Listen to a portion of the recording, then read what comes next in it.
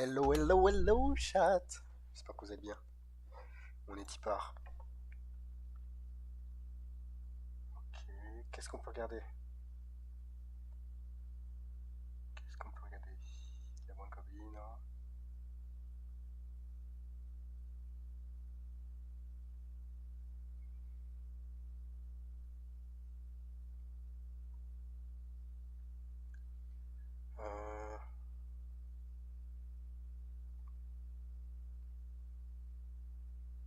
Ça là? Normalement, tu peux easy. T'as des Pokémon qui ont pas d'évolution et qui sont forts, tu vois. Genre écrémeux. Des trucs qui ont pas d'évolution, quoi. Pachirizu. Tu peux faire des trucs.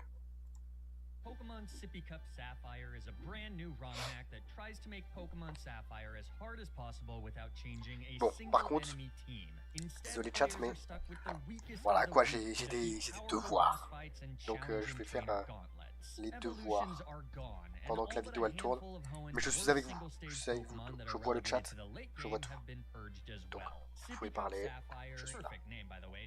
Is the ultimate Nuzlocke challenge. My starters are no longer the frog, duck, and mud puppy that the Nuzlockers of yore have come to expect. Far too powerful for the Sippy Cup early game. Instead, my choices are Seedot, Surskit, and Torchic. I guess when there's only 4 fire types to choose from, Torchic is arguably the worst since even this guy gets Yawn. Anyways, I decide to go with Surskit, and after smacking down Poochyena with a few bubble beams, Kulkin and I are off. 2 best friends on an epic David and Goliath adventure. To think that someday this will all be a distant memory of a time where we were young and unhardened by the long journey that still awaits. Our first task, taking out May and her Seedot. Oh, this is a Trico, huh?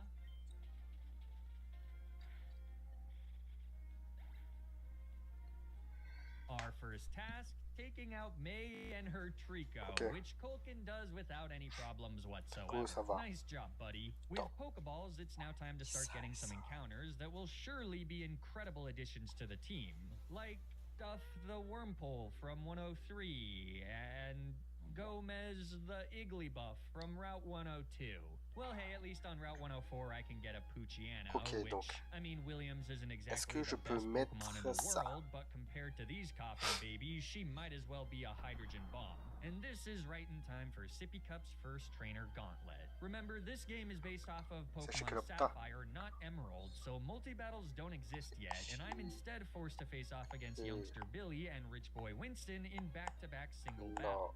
This, for the time being, isn't particularly challenging since our enemies still have unevolved Pokemon. With access to Petalburg Woods, I can get another encounter, Sprouse the Nincada. But with a team that's now 60% bug types, Roxanne's Nose Pass is looking quite challenging. Fortunately, I have one last chance at a potential Nose Pass counter to the east of Rustboro City on Route 116, which has been geographically changed into a full route gauntlet. In other words, once you enter the route, you have to beat every trainer in one go or die.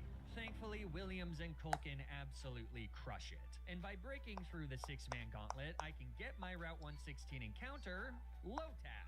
Our prayers for a Nose Pass counter have been answered. With DiCaprio on the squad, it's time to get the very first badge of Sippy Cup Sapphire. By using the TM for Bullet Seed, Roxanne's Geodude doesn't stand a chance. Oh my god, that doesn't even kill Geodude. Je vais mettre ça, hein, ouais. That's upsetting. Pourquoi il y a Briard? Briard, elle est sortie à 15 ans. Oula. Hello, chat.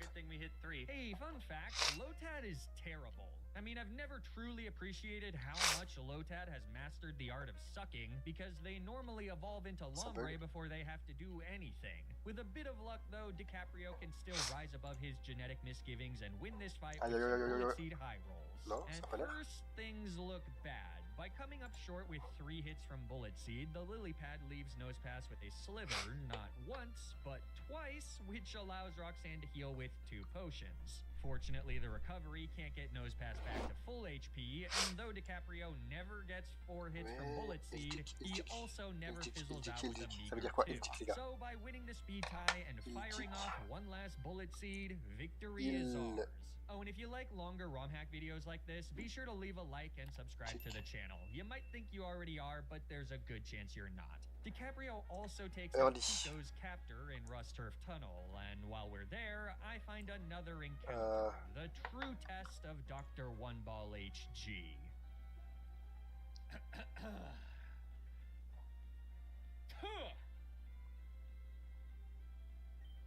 Alors, Yaksoki Issoso. C'est ça? Yaksok. Sok? Oh, Yaksok. C'est Yaksok. Avec un tuk-tuk, comme ça. Literally cannot learn an attacking move by level up, so if I want to use Foster, I'm gonna need to teach her some TMs, most of which aren't limited to one single use in this game. For example, the Thunderbolt, Flamethrower, Ice Beam, and Psychic TMs are no longer purchasable at the game corner in Mauville City. Anyways, in Dewford Town, I get the Old Rod, which means I can fish up a bunch of new encounters, including from a newly formed pond in Little Root Town, Team Aquastox Rising, where I find a Snow Runt. Not sure that makes a whole lot of sense, but I'm not complaining. Little Carpenter here is sure to be a wonderful addition to our team. Dunce the Goldine from Petalburg City and Temple the Love Disc from Route 109, I'm a little more skeptical about, though the latter does get access to Speedy Charms. Or rather, Speedy on va dire que ça passe. On va dire que ça passe. Because the power points of certain moves have been drastically decreased for balancing reasons. In Granite Cave, I catch a slugma named Grint. Then, after delivering Mr. Stone's letter to Steven, I make my way to Slateport City, where I can fish up one of the best encounters for the early game, a Battle Armor Anorith. The only problem is that in addition to being immune to critical hits, Battle Armor seems to also make Anorith immune to the powers of Dr. One Ball HG. Do you think Pound kills this Anorith if it crits? Let's find out. I'm gonna say no. Yeah.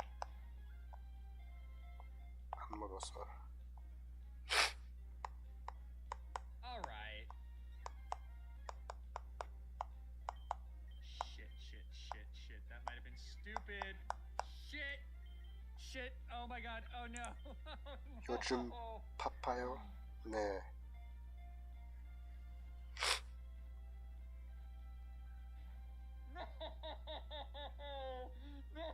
이리 만났어? I'm so dumb. Whatever, we didn't need a frickin' Anorith. I don't know, man. Seems like an Anorith could really help. Dude, where have you been? You've been gone for months. Well, believe it or not, Flygon, I have a life outside of doing these increasingly confusing sponsorship segues for your YouTube channel. I don't know if that's actually true. I went on vacation, backpacked through Europe, met a girl, fell in love. It's what summer's all about. You know, that's a good point. Summer is a beautiful time of year. More time to relax, be outside, travel, and whatever your plans are, you can supplement them with premium audio on the go thanks to the sponsor of this video, Raycon.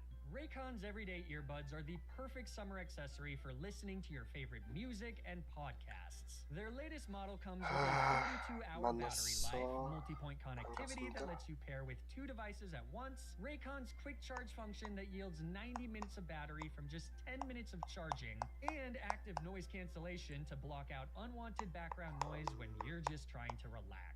Plus, starting at just half the price of other premium audio brands, you don't have to break the bank to get all these features. I love using my everyday earbuds when I'm out for a run, which now that the weather's nice, I am doing almost every day. Their ergonomic design makes them fit comfortably in my ears, and thanks to the everyday earbud protective case cover that has wireless charging capabilities, I never have to worry about my earbuds dying mid-run. Wish I could say the same thing about my Pokemon, huh? You've made that joke before! It was a while ago! So if you want to grab a pair for yourself, you can go to buyraycon.com/Flygon to get 15% off Raycon's best-selling everyday earbuds. Brought to you by Raycon with a 30-day happiness guarantee. Thanks so much to them for sponsoring this video.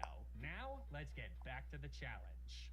Next up is Brawly, whose duo of Nujoso, spamming fighting types is pretty tough to crack. C'est quoi, c'est since I've managed to Nujoso? avoid getting even a single flying type. Peck from Dunst is our only deal Damn, mais bro! damage, so we might be in for a Vraiment, faut arrêter d'être malade. Hein. Against Machop, I lead with Kulkin, planning to do as much damage as possible with a few bubbles. Now, said damage is significantly less than I was hoping for, but I luck out as Machop simply chooses to go for attacking moves instead of spamming bulk up. The result is that after a few turns, I switch to Dunst. We outspeed and hit Machop with a Leer, such that a Peck will now hopefully take him out instead of bringing him into healing range. Dunst survives another Karate Chop that triggers our held Oranberry, and then Peck does indeed take the KO and bring in Makuhita. I make the immediate switch to Temple as Makuhita hits a scary arm thrust that thankfully stalls at just 3 hits. This lets Temple fire off a single charm to drop his attack by 2 stages, making the 2 hits from another arm thrust do effectively nothing.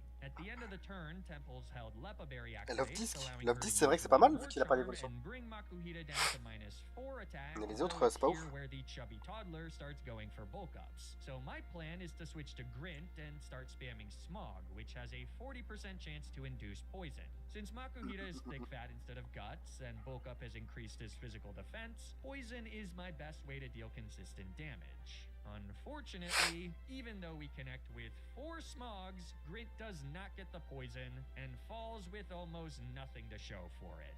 That was unfortunate. Or perhaps it was how I explained it in the moment. That was bullshit. In hindsight, this wasn't exactly the best plan to begin with. Smog only has 70% accuracy, and though all 4 Smogs did hit, the chance of missing out on the poison was still roughly 13%. Not exactly high, but also not ridiculously low. I really thought that Smog had a higher chance of poisoning. Damn you, negativity bias. In case it wasn't clear, I'm not really doing too many calcs here. At the time, I thought that Sippy Cup Sapphire would be the perfect candidate for a vibes-based playthrough. It just so happens that the current vibe is an uncontrollable spiral towards my untimely demise. After bringing in Duff to once again unsuccessfully trigger a poison with 3 poison stings, my last line of defense is Sprouse. Since Sapphire Makuhita doesn't have Vital Throw, I decide that it's worth dropping his accuracy with Sand Attack before we desperately start doing damage with Fury Swipes. But as the turns go by, it becomes painfully transparent that Sprouse just doesn't have what it takes. While he still has healing items, and though we do resist Makuhita's attacks, we just don't have enough HP to get the job done. The only way to win this would be if Sprouse gets a perfectly timed critical hit to avoid a heal, but the odds of that? 좁은 길에서 마주치면 용기 있는 자가 이긴다. 100% for the GOAT. That may seem like an improbable miracle, but the cloth of averages works in mysterious ways. Good to see you again, buddy. I guess we're bringing back all the channel characters. Now, it may seem like a major victory to be leaving Brawly's gym with only a single death. The problem is that Grint was possibly the worst Pokemon to lose at this point in the game, given that he was our best answer to the various Magnemities that plague this next split. As a pre-Gen 6 Steel type, there are very few types that the little magnets don't resist, and depending on the level, they can threaten with powerful electric attacks, guaranteed 20 damage sonic booms, and debilitating supersonics. Fighting just one is a major endeavor that requires multiple Pokemon, which makes gauntlets that feature them all the more difficult. My newest teammate from Route 110, Cyrus the Sandshrew, grants another electric type immunity and the ability to drop Magnemiti's accuracy with Sand Attack, but even so, Triathlete Anthony's twin magnets come dangerously close to wiping my team. And then after that, we still need to beat Fisherman Dale, though fortunately we fare much better against him. Dunce can one-shot his 3 tentacles with horn attacks, and since Whalmer just doesn't go for rollout, DiCaprio handles him without any problems whatsoever. I got off easy there, but it's clear that things will only get harder from here as enemy trainers start evolving their Pokemon and having better movesets. Route 110 is also home to arguably the hardest rival fight in the game. Though with the changed encounter tables, we do have a bit more type coverage than we would at this point in Vanilla Sapphire, so this fight is actually pretty straightforward. Temple uses Charm on May's lead Whalmer to ensure that DiCaprio can rack up some bullet seed damage without taking much damage from rollout. To avoid a potential critical hit, I make sure to switch to Cyrus, who ultimately takes the KO and baits out Grovile. So this is where our Little Root Ice type comes in. Carpenter threatens a 2-hit KO with Icy Wind, and all she has to do is tank a few low-leveled hits in the process. Really, the only way this goes poorly is if Carpenter misses an Icy Wind, and that's obviously what happens. There are two things in this world I know to be true. One, Poppy is a very good girl. And two, if a move says that it's 95% accurate, it's lying. Since Grovile knows Pursuit, I have no choice but to hope that Carpenter dodges a critical hit. And thankfully she does. Our third Icy Wind connects, so Grovile falls, and May is left with only her Numal, who goes down to a single water gun from Temple. This paves the way to Mauville City, where prior to challenging the gym leader, I need to first defeat the Windstraight family, an extremely scary no-break gauntlet of 4 trainers, most notably anchored by a Meditite with high jump kick. Once again, a lack of even a single flying type is really cramping my style. In the hopes of getting a better answer for the Punchy Onion Diaper Baby, I first make my way to Route 117, which, like Route 116, is another full route gauntlet. But with the ability to heal between fights, this isn't nearly as scary as the Windstraights. It's not long until we've safely made it through all 6 trainers and are free to catch our Route 117 encounter, a Trico. Speedy though he may be, Gosling's not helping against Windstraight Vicky's Meditite. And neither is the Trapinch I catch from the newly added grass patch in Verdant Turf Town, which means that my Windstraight matchup is looking quite poor. My lead is Sprouston and Kata, but against Victor, I use Dunce to get the 2-hit KO on his Talo with Horn Attack, and then bring in Cyrus to take out his Zigzagoon. Against Victoria's Roselia, I switch to Carpenter, who can 2-shot with Icy Wind while managing to avoid taking any damage by dodging a Stun Spore. That's really nice because it means my entire team remains fairly healthy as we head into the back half of the gauntlet. Vivi's got 3 Pokemon. Meryl goes down to a few absorbs from Gosling, Numal falls to another water gun from Temple, and Shroomish falls to a single Icy Wind from Alright, that's pretty depressing.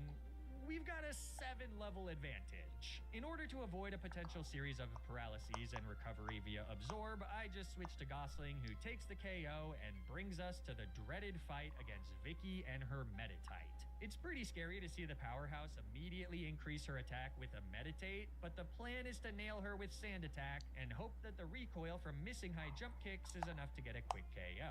Sprouse's held Lepa Berry ensures that he can get off a second Sand Attack after Meditite sets up with a second Meditate. And then, it's time to tempt fate. I'm the world's greatest Nuzlocke! Alright, one more time.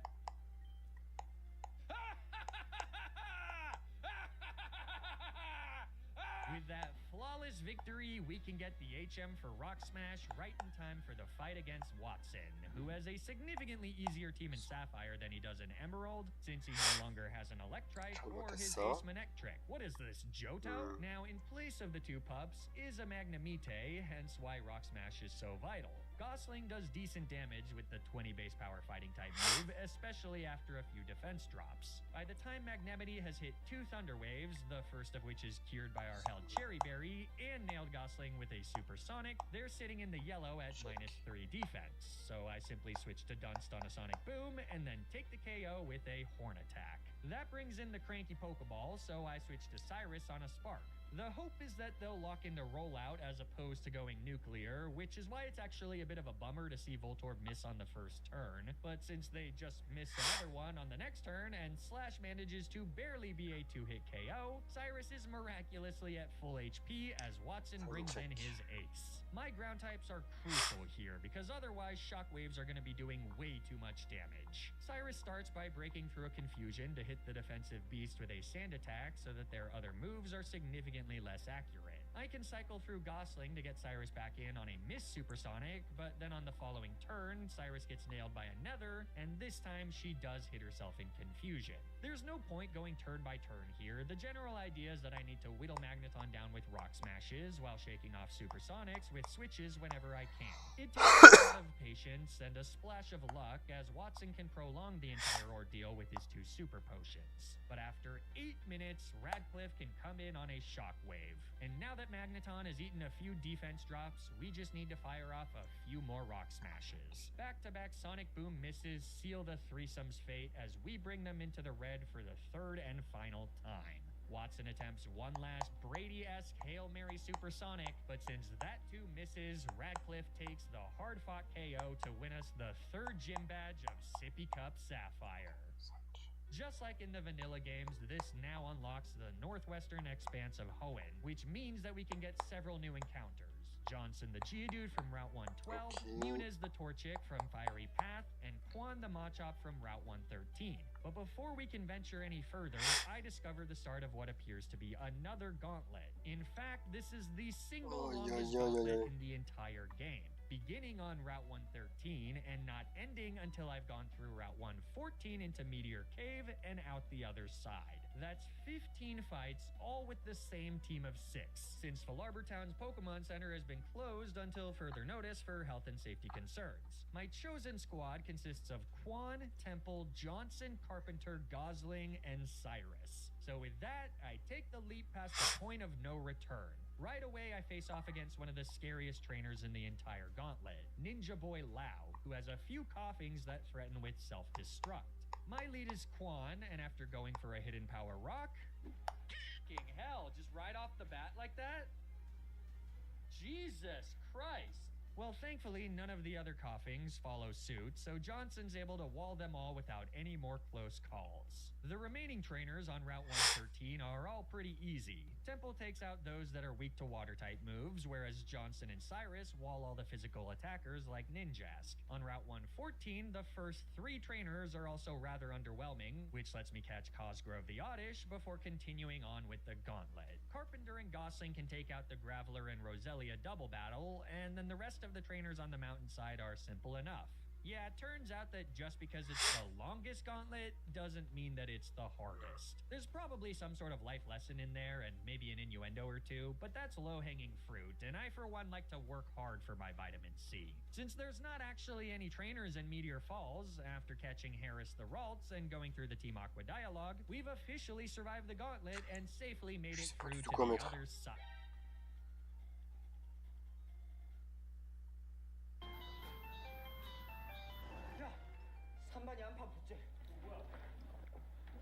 가자.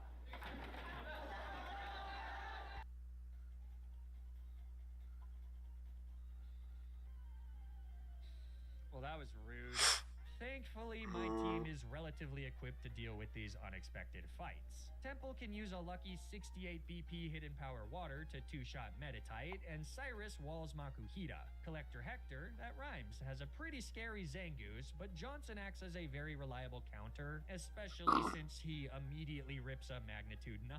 Last is Black Belt Knob, whose sole Pokemon is a Machop that Cyrus easily dispatches with a few slashes. So now we've officially survived the gauntlet and safely made it through to the other side. Our reward? Access to some extremely valuable citrus berries, which in Gen 3 restore a set 30 HP, making them extra powerful earlier in the playthrough when the average total HP is still rather low. This is great timing because we now need to head to the top of Mount Pyre and face off against Archie, who has a Sharpedo that knows Crunch, an 80 base power special move that's terrifying for this point in the game. Though our first problem is the Mightyena. I lead with Cosgrove, hoping to land an early poison powder, but Mightyena uses Sand Attack to successfully drop our accuracy, such that Cosgrove does literally nothing before it's time for her to switch out or die. I reluctantly choose the former and bring in Quan.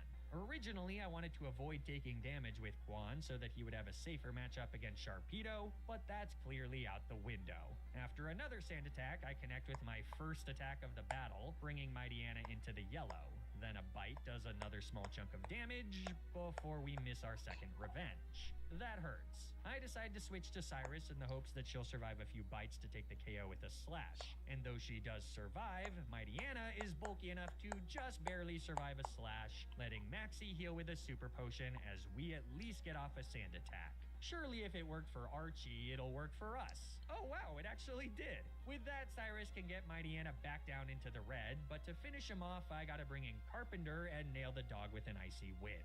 This brings in Golbat, who immediately fires off a supersonic, but Carpenter is clutch enough to break through and nail the winged rat for less than 50%. Jesus. I switch to Johnson, who can shrug off a wing attack. Bite does considerably more, though with a single rock throw, we get the second KO of the fight. Alright, we simply don't get crit here, it's fine. Crunch is 55 to 65% to Trico. We got it. Woo! 2 of these will kill. Yep, we're faster, thank you, badge boost. Look at that damage. Alright, just don't crit, don't crit, don't crit. I mean, that's fine. Just thinking if there's a better play here. Nope, don't crit. Don't crit again, buddy. Come on, King. Don't crit. Colossal throw from Archie, if I'm being honest. On Jagged Pass, I catch Holland's flank, and the egg from the woman in Lavaridge Town hatches into Shipka the Why Not. Then it's time to face off against Flannery, who, as with most gym leaders, has a weaker team in Ruby and Sapphire than in Emerald. She leads with Slugma, and I lead with Colkin, who rips a Bubble Beam for an easy kill.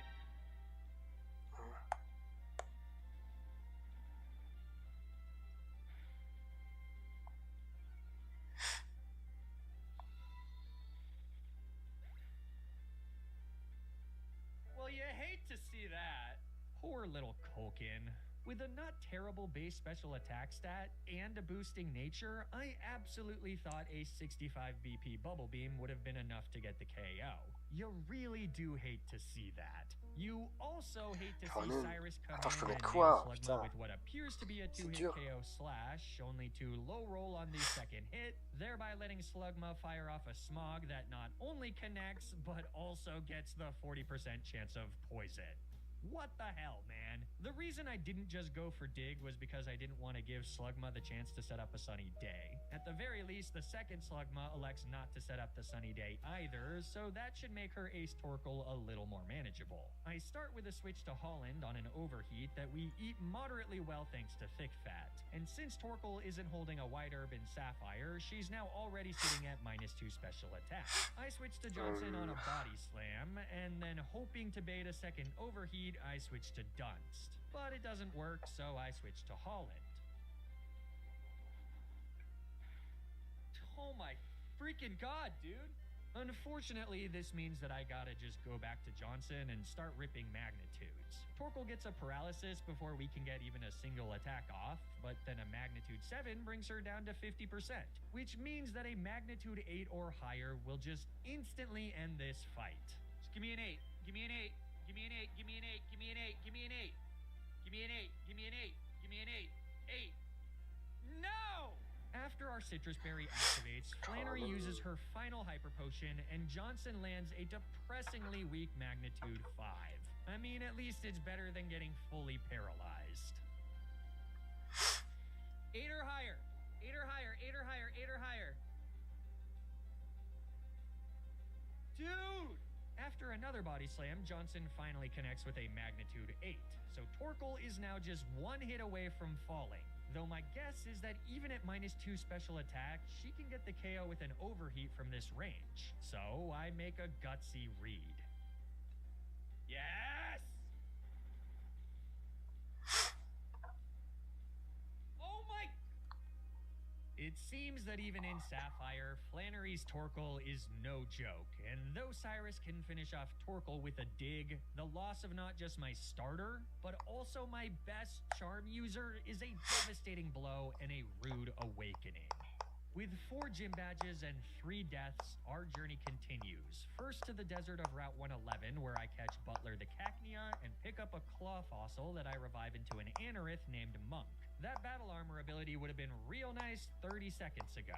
By pre-poisoning Quan to trigger his guts ability, he can sweep through the otherwise scary trainers in Norman's gym. And though my father's 2 Slackings are theoretically our toughest matchup yet, both Carpenter and Monk can learn Protect by level up, so this fight is really not that difficult. Carpenter in particular is incredible because she can lower the first Slacking speed with Icy Wind, allowing Quan to come in on a loafing turn and then take the KO such that he's fully healthy as Vigoroth comes in second. So he can pretty handily tank a Fachade and retaliate with a boosted Revenge that misses out on the KO. We're really starting to feel the effects of using NFEs here. In order to play around the critical hit, I switch to Johnson, and it's a good thing I do. So now baiting Feint Attack, I switch back to Quan, which does just enough to trigger our held Citrus Berry. Since the last Fachade did 37 damage, this should now ensure that Quan survives most critical hits. Okay, that would have killed a lot. That would have killed by a lot. Well, in theory, that was a pretty cool play, right? All that's left is the second Slacking, so by switching to Monk, we can immediately reap the benefits of battle armor. With consistent damage from Metal Claw, aided by some lucky attack boosts, and protects on every other turn, Slacking falls soon enough. Just like that, the 5th gym badge is ours. And my successful Comment je pourrais dire the HM for Surf, which has been nerfed to 40 base power, by the way. This allows us to add several new fighters to my ever-growing roster of pipsqueaks. Most notably are Wilson the Staryu from Route 106, Tremblay the Shroomish from Route 119, and Lautner the Carvana from the Abandoned Ship.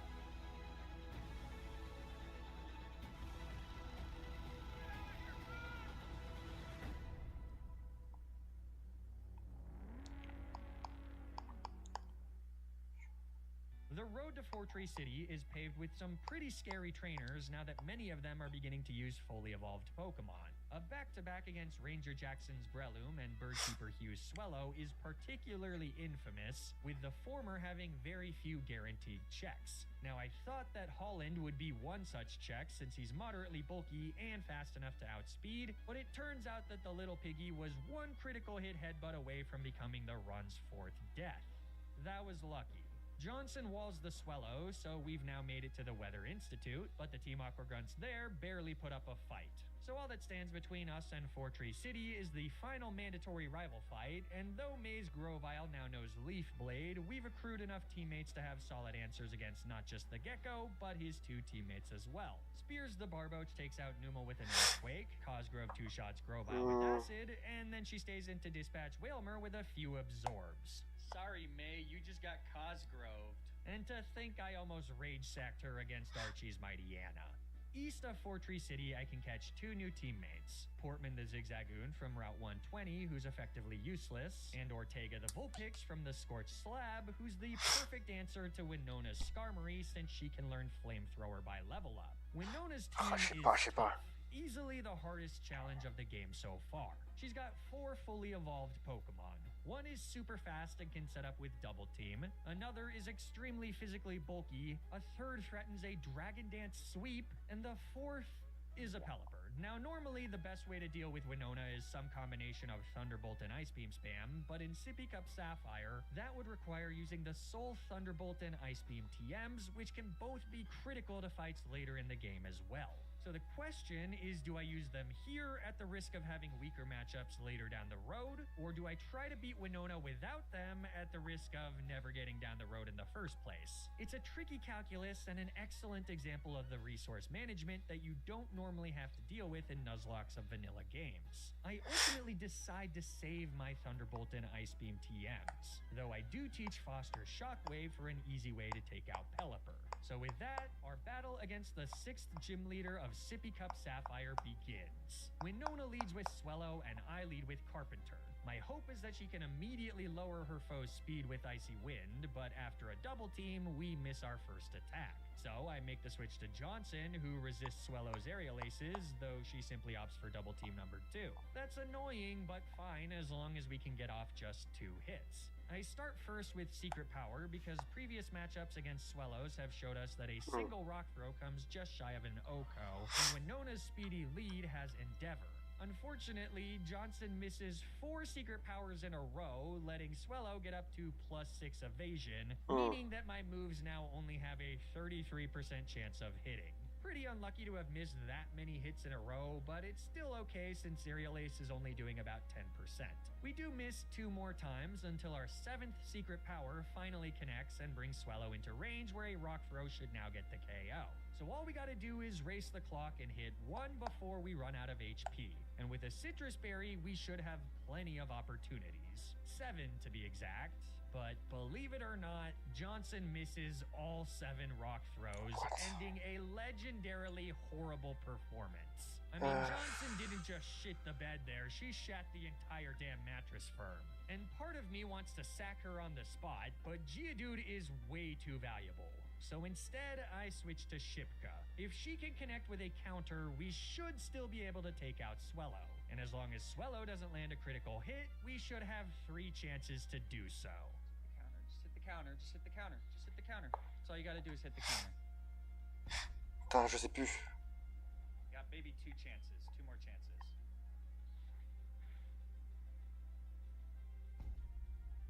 Please, just hit the counter. Well, with that, I have just 1 play. Foster knows Shockwave, which never misses. The issue is that she's not faster than Swellow, and with our horrendous defense stat, Aerial Ace has something like a 60% chance to one-shot. But as Shipka goes down to a quick attack, it's now my only out. Either Foster survives a hit, or I wipe. With just 2 HP remaining, Foster gets the first KO of the battle on turn 22. I avoided the wipe against Swellow, sure, but whether we can actually beat Winona remains to be seen. By edging my team and leading with Carpenter, I've ensured that the XP from taking out Swellow gets her to level 34, where she learns Ice Beam, which should help out immensely against Altaria. And I also catch a break here as Winona sends in Pelipper second, so Foster's free to snag another easy kill. Third is Skarmory, so I make a risky switch to Ortega on an Aerial Ace. Steel Wing would have been the better of the 2 options, but with a Citrus Berry, Ortega should live another. And since we outspeed, she can rip a Flamethrower before Skarmory hits us with a Sand attack. Lock in.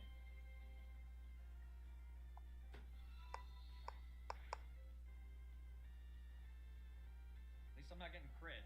Alright, Ortega. Just be a bro. You're not a bro. You're not a f***ing bro, dude.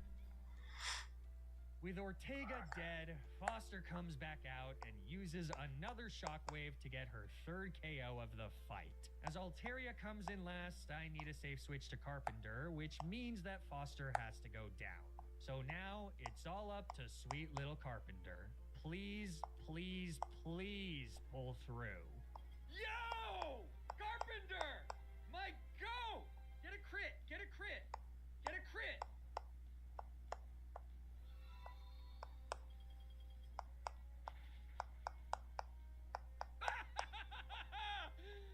Let's go! Yeah! We did it, Patrick! We saved the city! That very well may have been the single most RNG-packed battle in the history of this channel. And as lucky as that ending was, I don't think it comes close to how horrendous my luck was for the first 20 seconds. Quick Dr. Flag on PhD Math Corner here. To recap, we missed 1 Icy Wind, 6 Secret Powers, 7 Rock Throws, 3 Counters, and 2 Flamethrowers. Here are the chances of hitting our moves at different stages of evasion and accuracy. So if we combine all of these numbers, in addition to the baseline accuracies of Icy Wind and Rock Throw, we find that the odds of missing that many times is 0.0025%, or roughly 1 in 40,000 odds. Now, this calculation isn't completely accurate because we did hit one of 7 secret powers, which causes all sorts of conditional probabilities that make things much more difficult to calculate. But the gist is that in scientific terms, this was really fucking unlucky. Oh.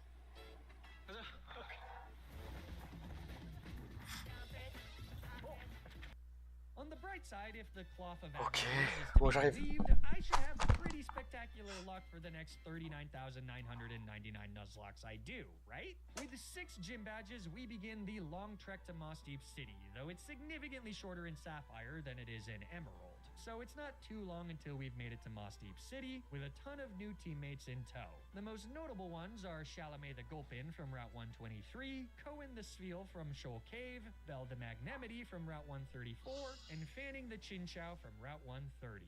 Tate and Liza just have a Soul Rock and Lunatone in this game, so since the latter's only attacking move is Psychic, I have an instant win with Lautner and Williams if I can quickly take out Soul Rock. And fortunately, I have the perfect plan to do just that. All right, Chew. You're gonna make this real easy on us, buddy. You're gonna hit an 80% hydro pump. Here we go. Hydro pump. Bubble beam. Let's see it. Bubble beam. How much does this do? Wonder if water gun would have done it. Nope, nope. We need the hydro pump. Hit the hydro. Bon du coup, pour l'instant il se débrouille bien. Il a raté plein de trucs. Il se débrouille quand même bien avec sa run. A few crunches later, Lunatone falls and the 7th gym badge is ours. Il est encore bon. So now just a few more major fights remain. En route to the last showdown against Archie, I catch the single best encounter in the entire game. Machio the Medikite down on Seafloor Cavern. Then in the Cave of Origins, I catch the second best encounter in the entire game, Song the Talo. And finally, I also catch Crest the Clam Pearl from the underwater routes, all 3 of whom will pop off soon enough. Before that, though, we have to save the world by taming the god of the sea. Peace!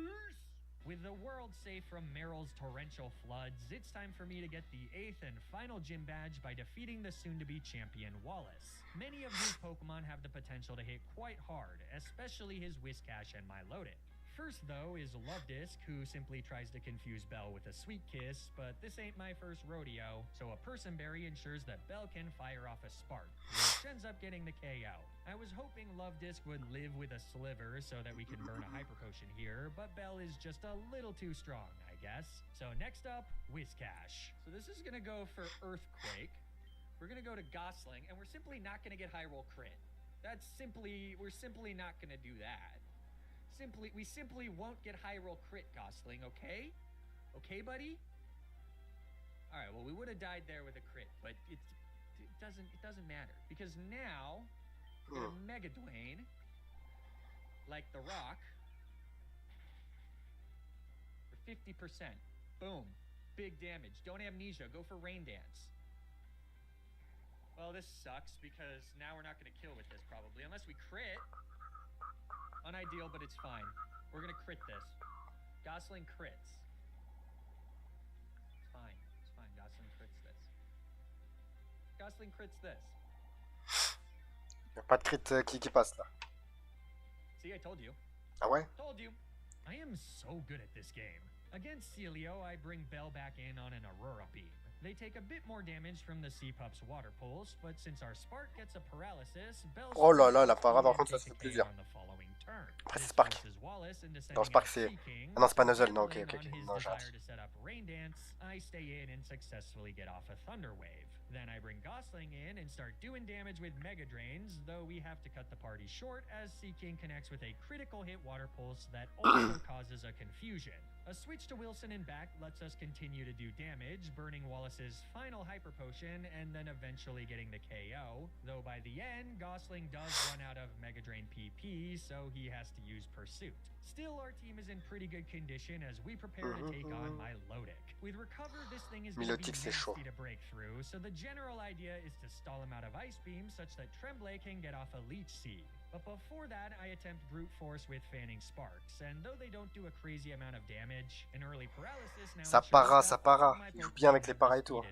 damage. Unfortunately, a critical hit twister forces me to switch fanning out earlier than I was hoping. So Tremblay comes in and immediately gets nailed by another critical hit for 52 damage, which means that I gotta take a risk to get off a Leech Seed. It's the only way to win this, and at the very least Tremblay doesn't miss, but then a Water Pulse is enough to get the kill.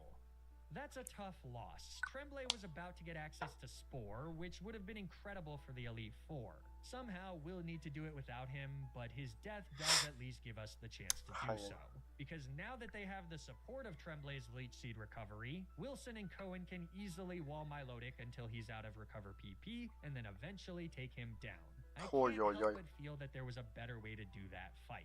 I mean, had I not gotten the luck I did against Whiscash, things could have been even worse than they already were. But the results are the results, so after putting Tremblay to rest, we're free to make our way to the Pokemon League.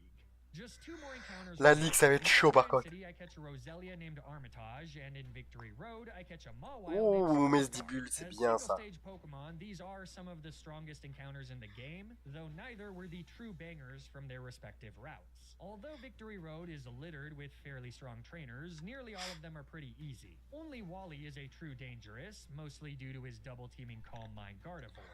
Now you might look at the set and think that a Dark type completely walls him, but in Gen 3, Future Sight is typeless and can therefore hit Dark types. And since Dark type moves are special, if Gardevoir gets up even a single Calm Mind, he's not going to be taking much damage at all. There's also the tiny problem that against Cool Trainer Michelle, completely optional fight by the way, Lautner barely misses out on the KO against Medicham. Oh, ça c'est chaud. To slaughter our Piranha like a perfectly cooked fish fillet. At least he gets to take his killer down with him. Anyways, with the faster, stronger, and all-around better of my 2 Dark types dead, Wally's Gardevoir appears even scarier. But remember that little birdie I caught in the Cave of Origins? Well, she has the ability Guts, so by pre-burning her, Song can rip stab 140 base power Fachades off of a +1 attack stat. And when paired with the choice band that we just recently ça va faire mal. In Victory Road, that's enough for Song to one-shot every single one of Wally's Pokemon. Ouais, avec 10 levels d'avance, ouais. Magneton, who does immediately come in after we one-shot Altaria. They can be one-shot by an Earthquake from Johnson, who easily switches in on Quoique, c'est pas si... Genre, il a tous les boosts possibles, tout ça, mais c'est pas si évident, quoi. So, in order to do that, I had planned a sacrifice. Sweet Gomez was marked for death, but there was still one way to save her life, because Wally brings in Roselia, which means I can switch to Chalamet on a resisted Magical Leaf. After another, the Green Goon hits Roselia with a Yawn, and by staying in for one more turn to eat a Leech Seed, we can guarantee a perfectly safe switch to Song on the next turn without splattering Gomez's guts across the battlefield. Wally's actually clever enough to switch Roselia out here so that Natural Cure heals his sleep, but it doesn't really matter. All it takes is 3 more facades to win us the last fight before making it to the Pokemon League. What awaits us here is easily the hardest challenge. Choice Ben façade brûlé. Le mec, il a fait des choses. Members of the Elite Four and the champion Steven with 6 babies that are slower, frailer, and weaker than most of the Pokemon we'll be facing up against requires extensive prep and tactical precision. But Sippy Cup Sapphire does give me 2 critical resources. If it wasn't already clear, enemies in Sippy Cup Sapphire do not give your Pokemon effort values. However, when creating Sippy Cup Sapphire, Pinky J intentionally left several dozen vitamins scattered throughout Hoenn for the player to collect. And these items still grant your Pokemon EVs. There's some caveats, of course, namely that there's only a handful of each, and one Pokemon can only consume 10 of the same vitamin, resulting in a maximum of 100 EVs in any given day. But these boosts can really help us outspeed certain threats, ensure guaranteed one-shots, or provide added bulk. And I've made sure to ils peuvent dans sa team, il a dit qu'ils peuvent. Le boss. Bon, du coup, il peut pas l'évoluer, c'est ça qui est chiant. The second special resource is that back in the Lily Cove department store, I can purchase pinch berries. These berries grant a boost to a specific when the holder falls 25%. So with these 2 resources in mind, I go about building my team. After hours of theory crafting, here's the squad that'll be taking us to the Hall of Fame. Alors, c'est quoi? First up is Carpenter the Snowbolt, an ever-present member of the party since her introduction. She's been pre-damaged to 28 HP and pumped with 8 calciums and 10 carbos. Second is Wilson the Speedy Staryu at full HP and the recipient of just 4 calciums. Third is Muniz the Torchic, also pre-damaged to 28 HP and the target for our 5 remaining calcium, as well as a single carbos. Fourth then is our heavy hitter, Machio the Meditite, at a mere 5 HP, but roided up on 10 proteins and 1 carbos. And then fifth, believe it or not, is Crest the Clam Pearl at full HP and juiced out of his board on 10 HP ups, 10 irons, and 10 zincs. Ah ouais, la boost, Misdibule. Ça peut être le meilleur. Last encounter, Skarsgård the Mawile. He's at full HP and high off a cocktail of leftover vitamins. So with that, it's time to finish this run once and for all. Let's do this. Est-ce qu'il va vraiment réussir? Le seul vraiment fort, c'est Mowai, le Misdibule. Il est vraiment, c'est vraiment un fort. Vu qu'il n'a pas d'évolution, mais ça, c'est son bon.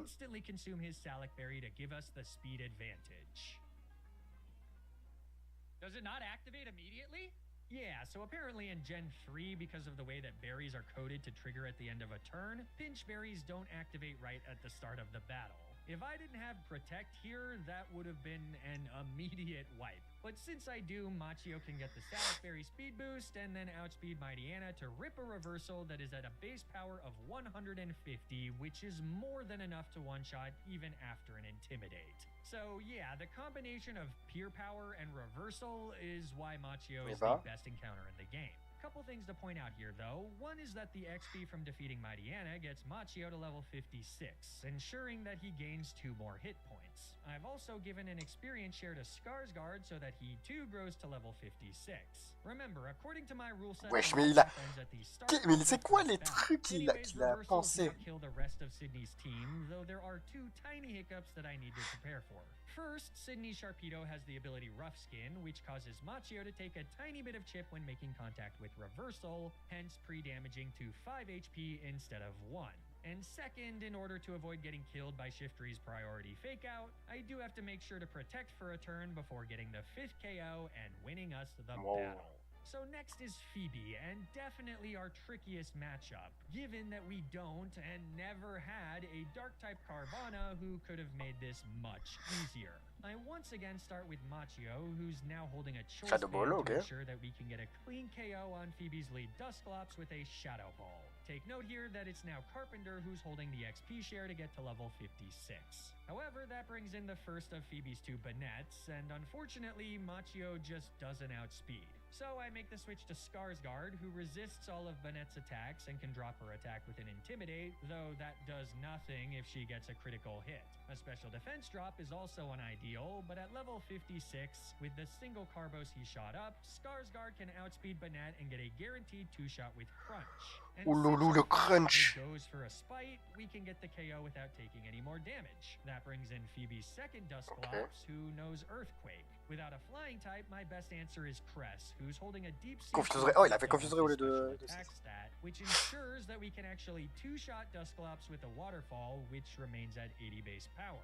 Since we come in on a Confuse Ray, I decide to switch back to Skarsgård, who gets off an Intimidate that works well with Cress's Shell Armor, which prevents critical hits. So by now switching in on a very weak Earthquake, we can get off Waterfall number 1. And after taking a Shadow Ball, I thought we were in the clear, until Phoebe reveals that her ace is holding a Citrus Berry. It's obvious in hindsight, but it's not something I planned for, and as a result, our second waterfall comes up short, letting Dusclops nail us with another Confuse. So I gotta switch back to Skarsgård as Phoebe heals. With another Intimidate, Dusclops is now doing very little to Cress, so after waterfalling once and eating another Shadow Ball, I take the opportunity to use Rest. Again, since we can't get crit, this should let Cress take the kill at higher HP, though he does need to get a little lucky and break through Confusion.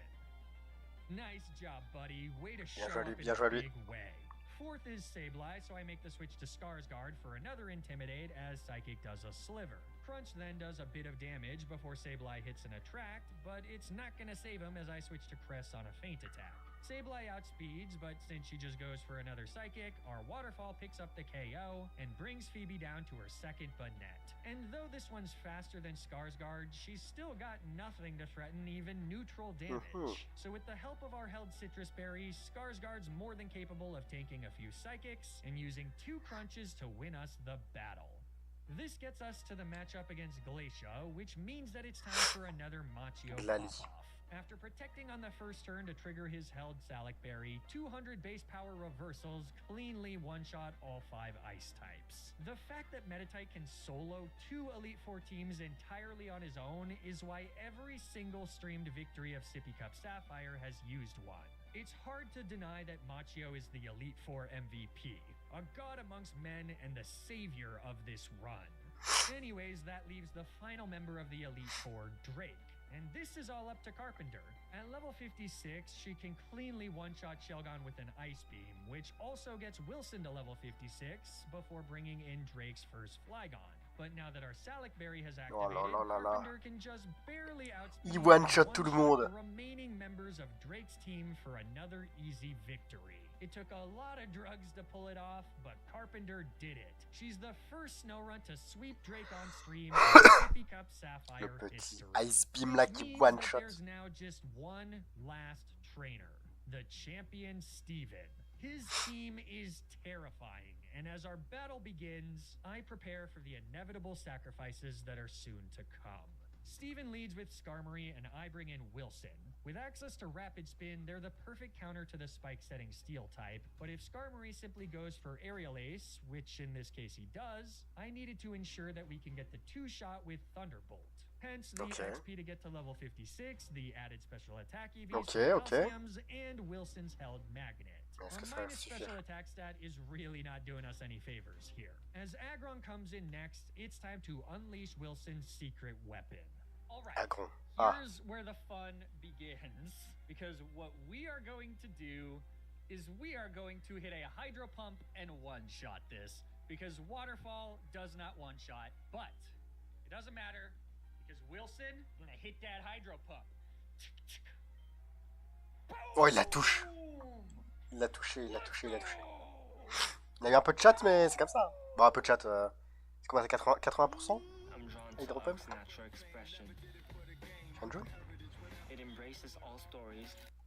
If you've never tried and successfully hit an 80% Hydro Pump, ah, 80, donc c'est 80. This right here is the juice, the reason to Nuzlocke, and mankind knows no greater high. Now, of course, every high has its inevitable crash, and as Cradley comes out third, it's time to bid farewell to a hell of a teammate. With one more for good measure, Wilson connects with another Hydro Pump, and then a Giga Drain sends them to the great beyond. This lets me bring in Machio, whose Salic Berry now immediately triggers. With a single reversal, Cradley falls, and Steven brings in the second of his 2 fossils. Alright, we didn't quite get to 58, so this is not a guaranteed kill. Question is, does Machio live, or does Machio die? Let's see it, Machio.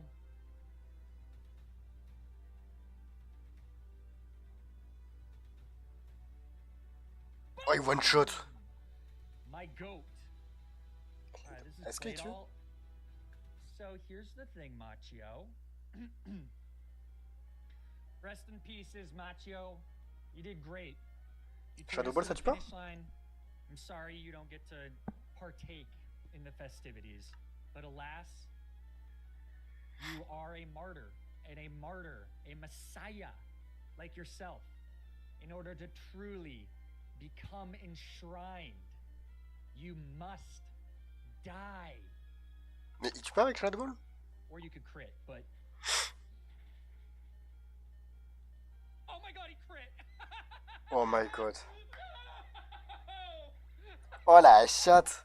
Ah ok. Je pensais qu'il tue... non, il a beaucoup de défense P, je crois, Kaorin. Kaorin, il a beaucoup de défense P, il me semble. Je crois qu'on regarde Kaorin. Kaorin. Est-ce qu'il a vraiment beaucoup de... Non, il me semble qu'il a beaucoup de défense P. C'est de la défense ou la défense P qu'il a beaucoup? Ou défense P, ouais. Ah, les deux? Les deux, ils sont ok. Pas beaucoup d'HP, mais... Les deux sont ok. Ok, donc je comprends pourquoi il avait peur de pas one-shot. Sans le crit. Absolutely legendary performance, what I said in the moment still remains true. In order for Machio to truly become the messiah of Sippy Cup Sapphire, to be etched in the Flygon HG Hall of Fame, he must die. And in doing so, he will ensure Encore un Shadow Ball. Victory. With one last reversal, Machio brings Metagross down to nearly 20% and then finally falls to Aïe, aïe, aïe. Rest well, my king. Muniz the Torchic now takes the field, his Salic Berry instantly activating. And with the damage from Machio's reversal, he doesn't even need to risk an inaccurate overheat. A single flamethrower powered up by Blaze is enough to cleanly kill Metagross, winning us not just the battle against Steven, but the entire run. C'est stylé. Hein. Franchement, le défi doit être vraiment dur. Parce que vu ce qu'il expliquait de ça, il a dû vraiment se préparer, mais de ouf. Il a dû se préparer, mais de ouf. De ouf, c'est ça. C'est incroyable.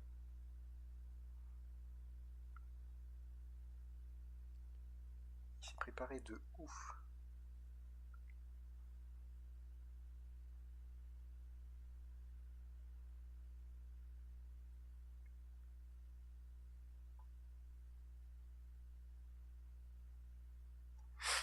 Je veux juste voir ce que ça fait, les nouvelles 3 mousquetaires.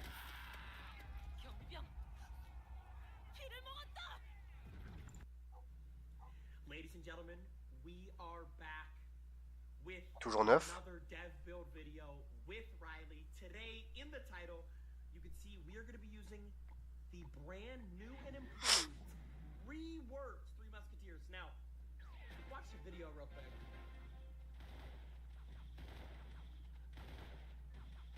Ils attaquent plus vite, non?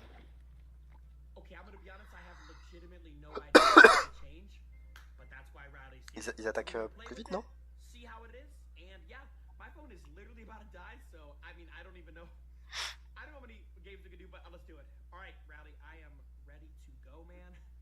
Alright. Okay, let's see. Dude, this deck is gonna be so sick. I can't believe they reworked 3M, man. I can't believe it. Yeah, I feel like 3M is probably up there with like Barbarian Hut in like the most forgotten about cards ever. I agree, cause like, okay, they look really cool. I'm not gonna lie, they look really cool. Yeah, I feel like with the 3M, I thought if they would rework them, they would have reworked them a long time ago, but I mean, they finally did. Wait, let me watch this. Wait, they're shooting like, bro. Wait, what? Ils shootent plus vite, non? Different. They have like different shooting patterns. They have like weird animations. Hold up, wait. Oh my. Wait. Did you just see the Musketeer wasn't shooting the Goblin Gang? They were hitting the Goblin Gang. Do you know what I mean? Attends, ils ont une guillotine, du coup. Like knives? Wait. Oh my god. I think that like they have like these. Wait, hold up. Chill. We got a 3M. Yeah, they have knives, I think. Wait, like, look. Bro, yeah. Okay. Dude, look at the end of their gun. Look at the end of their gun. They have like a knife. They do. It's like a mini. Ouais, c'est une guillotine. I didn't see that. Et du coup, ils peuvent attaquer au corps à corps? Wait, and you can't even drop a Goblin Gang on it, right? Because isn't it gonna knife it? Or does it? Wait, this is sick. Dude, I think that like. I think it will only knife things that's right in front of it, so like you'll just do extra damage if it's like right up close. Because I feel like that's when 3 Musketeers are most weak, right? Is when you drop like a Valkyrie, but then the 3 Musketeers will like shoot and knife the Valkyrie at the same time. C'est fort, du coup, non? Nice, okay. Ça peut faire les deux. Well, that was a good zap, damn. Wait, so... Also, is it me or are they shooting like faster? I think so. I mean, they're shooting really quick, dude, and they seem to be a little bit more staggered when you like deploy them too, right? Or yeah. Interesting. I'm gonna try like another 3 Musketeers push. I want to see like. Wait, let me try like this. Okay, wait. I'm just gonna drop them right here just to see. Wait, look! Oh my God! Wait. Do you see? It was like hitting the ice golem with the gun. Yeah, dude. it was have like a baton or a batat. What is that called? I think it's called a baton. So like, if there's a card up in the if there's a card up in the musketeer's face, then it will not only shoot, but it will also like knife it kind of. Waouh, c'est stylé ça. Doing extra damage.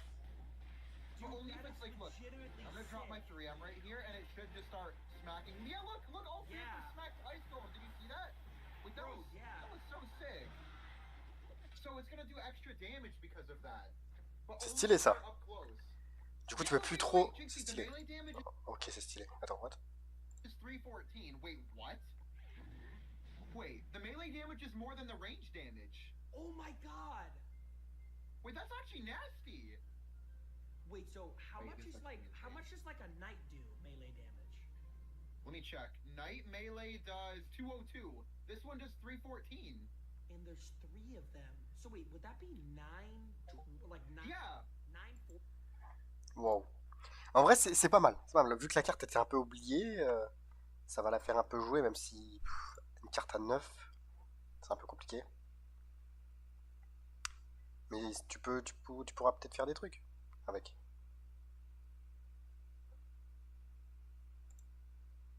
Hop. Bon, par contre, les kids, moi je vais vous laisser là-dessus. J'espère que vous avez passé une bonne journée, une bonne soirée et tout ça. Je vous dis à toutes. Bisous, ciao. À demain. À demain.